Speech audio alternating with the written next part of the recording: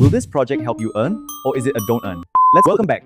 Today, we're taking a deep, data-backed look at one of District 11's most talked about new launches, Dunearn House. As the first non-landed residential development in the new Turf City precinct in more than 33 years, it's already generating plenty of buzz and plenty of debate. Now, will this project help you earn, or is it a don't earn? Let's put the jokes aside and see what the data actually tells us. The reality is that many recent 99-year leasehold launches along the Bukit Timah stretch haven't delivered the kind of profits buyers were hoping for. So that raises the big question, is Dunearn House another project that's destined to disappoint, or is there a carefully calculated opportunity that most buyers are overlooking? In this video, we'll break down the transaction data, the URA master plan, the key risks, so you can understand exactly who stands to benefit from this project and who should probably stay away. Before we talk about the potential upside, let's first look at the biggest concerns buyers need to examine before committing millions of dollars. Firstly, the car park ratio. As part of the government's vision for a car-light Turf City, Dunearn House will provide only 228 parking lots for 380 units. While that may align with long-term planning goals, this is still District 11, a neighborhood where many affluent households own at least one car, if not two. So parking could become a genuine point of contention in the future. The second issue is tenure. Dunearn House is a 99-year leasehold development located in one of Singapore's most prestigious residential enclaves, where many buyers traditionally favor freehold properties. Down the road, it could find itself competing with older freehold resale developments like the Sterling or Maple Woods that may offer a lower entry price while still carrying the appeal of freehold ownership. The third concern is the surrounding environment. The vision for Turf City is undoubtedly exciting, a brand new township with 10 to 20,000 of homes, conserved heritage buildings, and a lush neighborhood. But developments on this scale don't happen overnight. If you collect your keys around 2030, there's a good chance you'll be living alongside years of ongoing construction and development as the rest of the precinct gradually takes shape. However, these aren't necessarily deal breakers, but they're important trade-offs every buyer should carefully consider before making a decision. Now, having identified the potential risks, the next step is to look at Dunearn House's closest predecessors. So why did earlier launches like 4th Avenue Residences and Royal Green struggle to outperform the market? The answer comes down to these key factors: unit mix and genuine buyer demand. If you look at the data, both developments allocated a large proportion of their units to 1- and 2-bedroom layouts. The problem is that Bukit Timah has traditionally attracted affluent families, and they typically prioritize larger, more spacious homes. When too many small units enter the market, they end up competing against one another. That oversupply makes it harder to support long-term price growth and can significantly weaken your exit strategy. So here's a key takeaway. If you're planning to buy a 2-bedroom unit at Dunearn House purely for a quick exit, the historical data isn't particularly encouraging. The resale market for smaller units in this area is already highly competitive, which means your upside could be much more limited than you expect. That's a risk every investor should think carefully about before buying.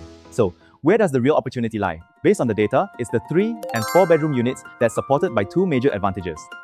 First, the land price advantage. 8 years ago, the site for 4th Avenue Residences was purchased at around 1,540 PSF per plot ratio. Yet the developers of Dunearn House secured this site for just 1,410 PSF per plot ratio.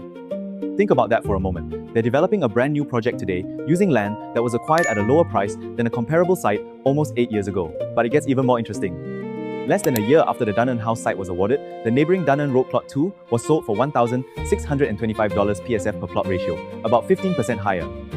Why does this matter?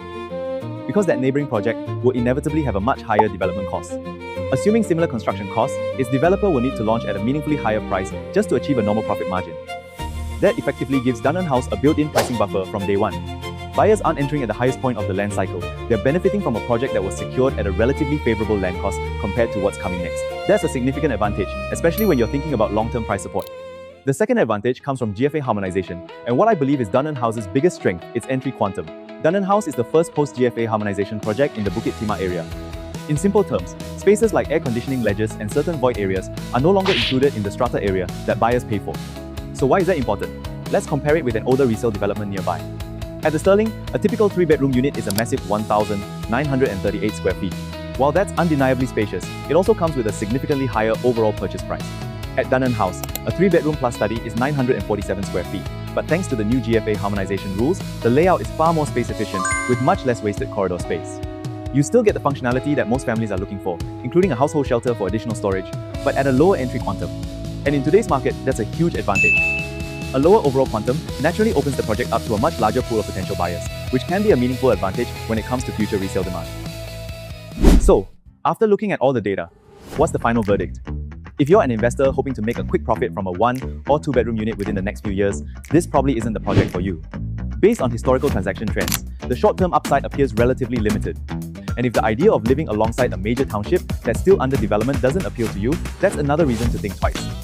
On the other hand, if you're buying for your own stay, or you're a long-term investor with a 7 to 10-year horizon, the story starts to look very different. The 3 and 4 bedroom layouts are, in my view, where Dunearn House really stands out. They address a genuine shortage of modern family-sized homes in the Bukit Timah area, while benefiting from post-GFA harmonization layouts that maximize usable living space. Take the 4-bedroom layout as an example.